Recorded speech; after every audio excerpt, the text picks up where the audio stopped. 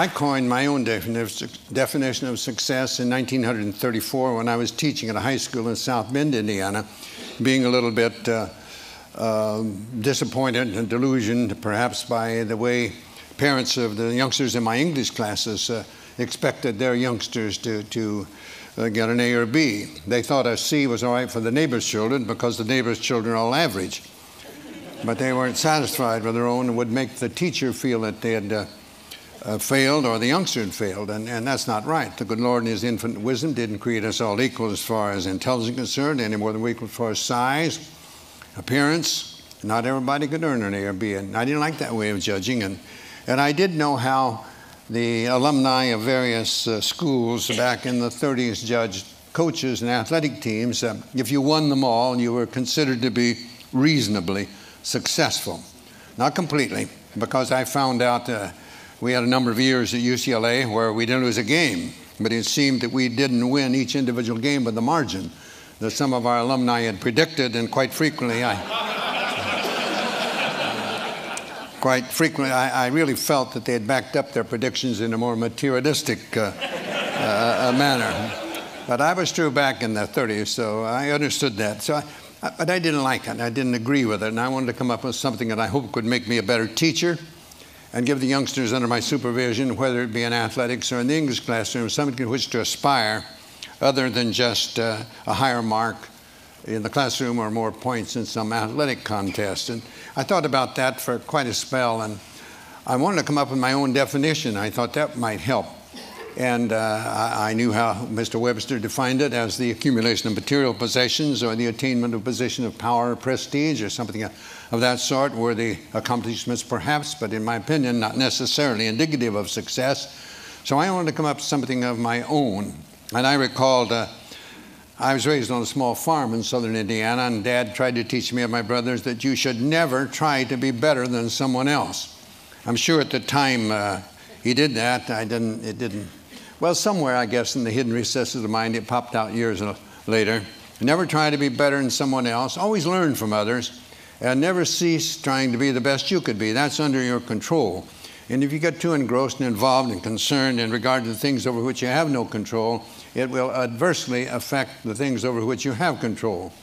Then I ran across a simple verse that said, "At God's footstool to confess, a poor soul knelt and bowed his head. I failed," he cried. "The Master said, thou didst thy best." That is success. From those things and one other perhaps, I coined my own definition of success, which is peace of mind attained only through self-satisfaction in knowing you made the effort to do the best of which you're capable. I believe that's true. If you make the effort to do the best of which you're capable, trying to improve the situation that exists for you, I think that's success, and I don't think others can judge that. I think it's like character and reputation. Your reputation is what you're perceived to be. Your character is what you really are. And I think the character is much more important than what you are perceived to be. You'd hope they'd both be good, but they don't necessarily be the same.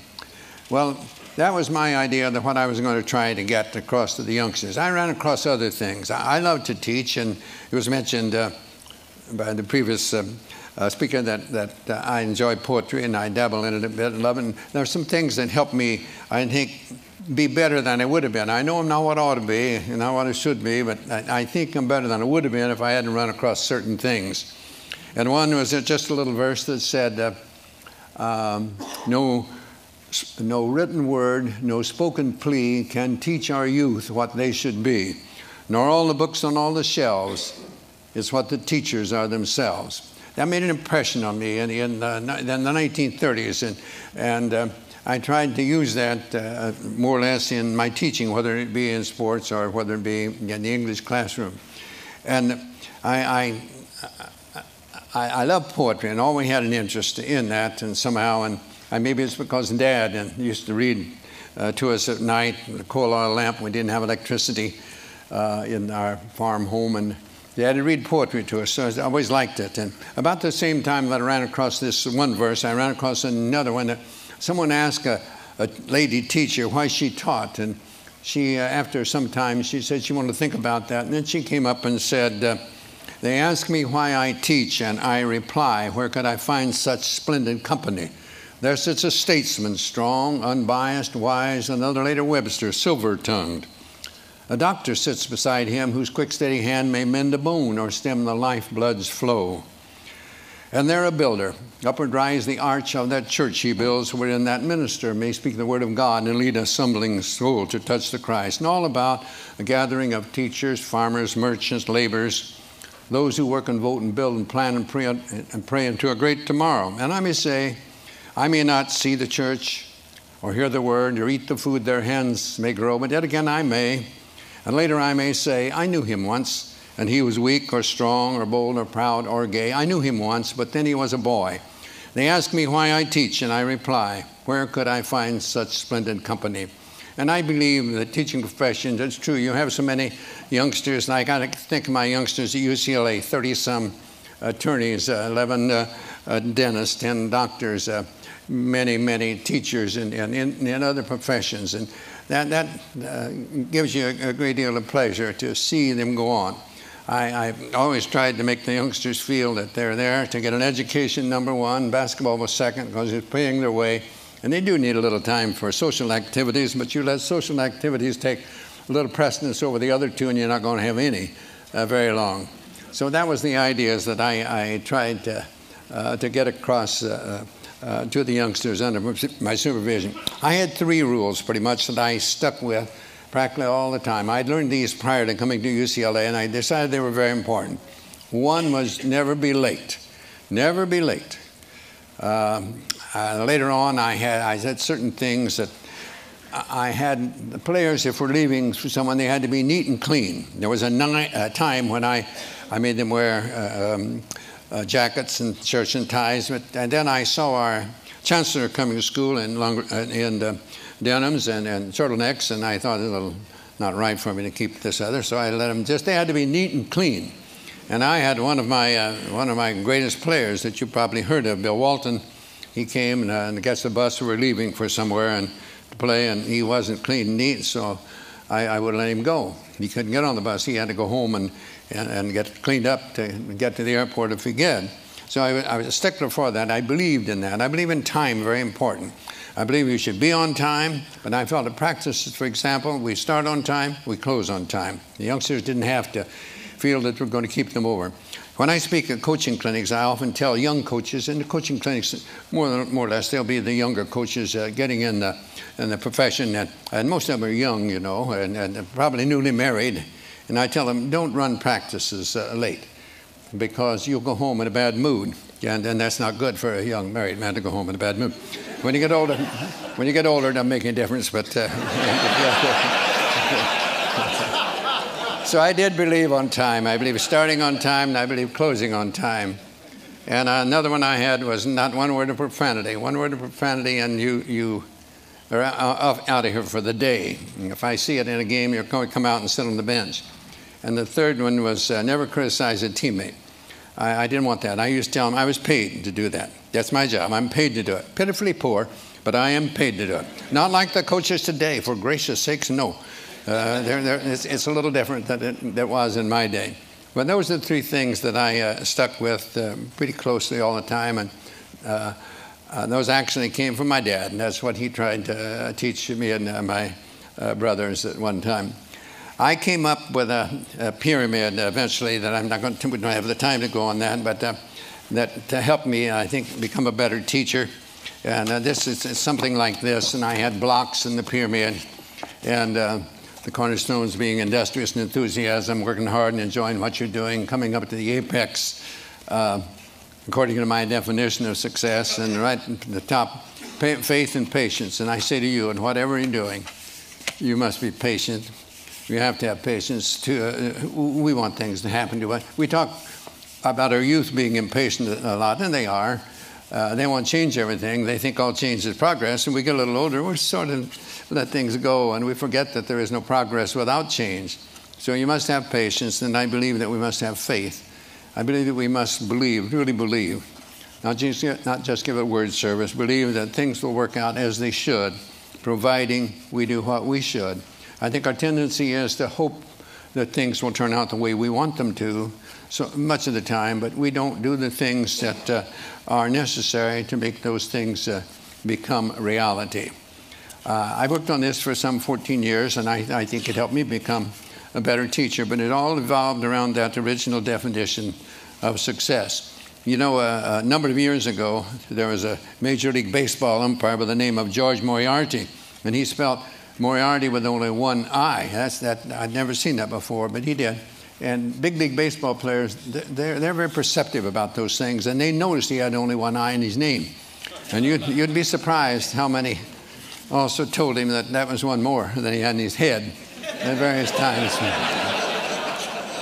But he wrote something that I think he did what I tried to do in this pyramid. He called it the road ahead or the road behind. And he said, sometimes I think the fates must grin as we denounce them and insist the only reason we can't win is the fates themselves have missed. Yet there lives on the ancient claim, we win or lose within ourselves. The shining trophies on our shelves can never win tomorrow's game. You and I know deeper down there's always a chance to win the crown, but when we fail to give our best, we simply haven't met the test of giving all and saving none until the game is really won, of showing what is meant by grit, of playing through when others quit, of playing through not letting up, it's bearing down that wins the cup, of dreaming there's a goal ahead, of hoping when our dreams are dead, of praying when our hopes have fled, yet losing, not afraid to fall, if bravely we have given all, for who can ask more of a man than giving all within his span? Giving all, it seems to me, is not so far from victory. And so the fates are seldom wrong. No matter how they twist and wind, it's you and I who make our fates.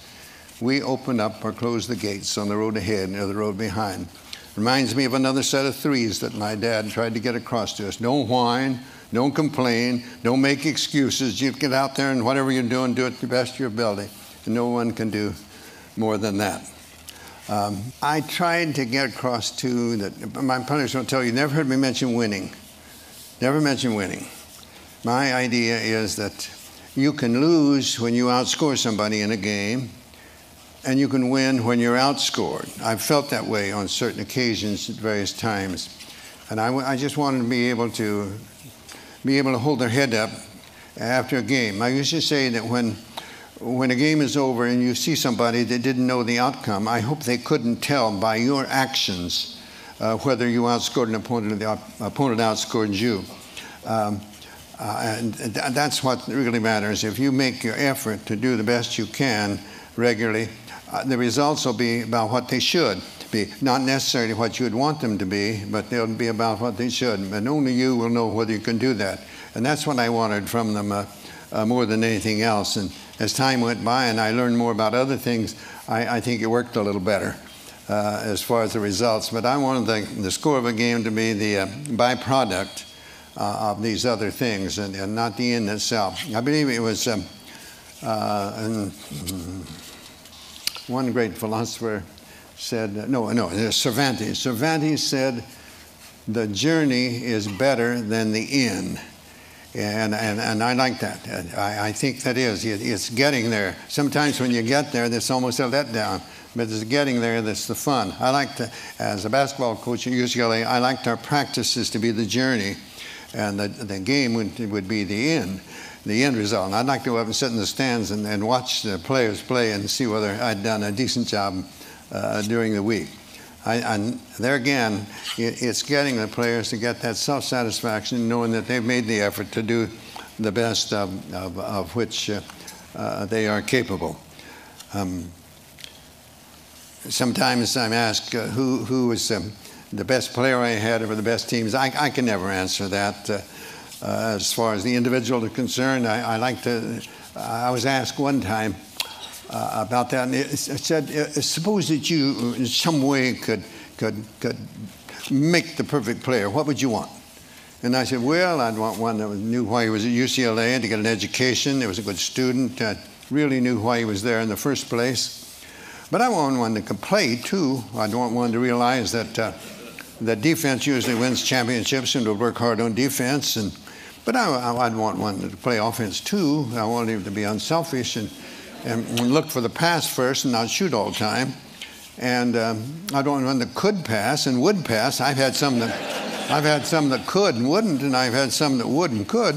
You couldn't. So I wanted that, and I wanted him to be able to shoot from the outside. I wanted to be able to be good inside, too.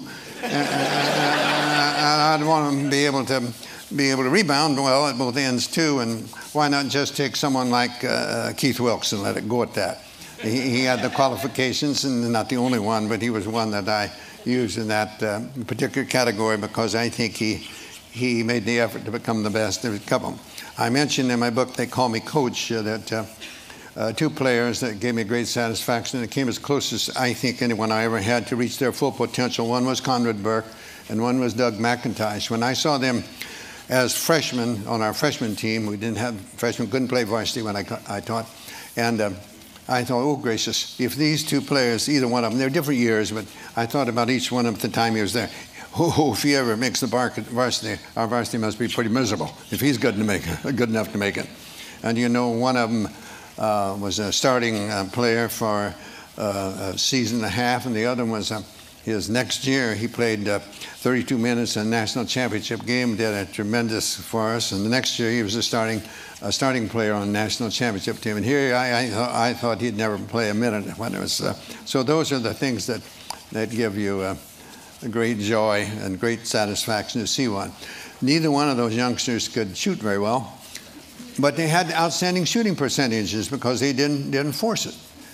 And neither one could jump very well, but they kept good position, and so they did well rebounding. They remembered that every shot is taken, they assumed it'd be missed. I've had two men that stand around and wait to see if it's missed. Then they go, it's too late. Somebody else is in there ahead of them. They weren't very quick, but they played good position, kept in good balance. And so they played pretty good defense for us. So they had qualities that they came close to, as close to reaching possibly their full potential as any players I ever had. So I consider them as to be as successful as a Louis Alcindor or a Bill Walton or in many of the others that we had. There were some outstanding players. Have I rambled enough? I was heard that when he makes his appearance, I was supposed to shut up.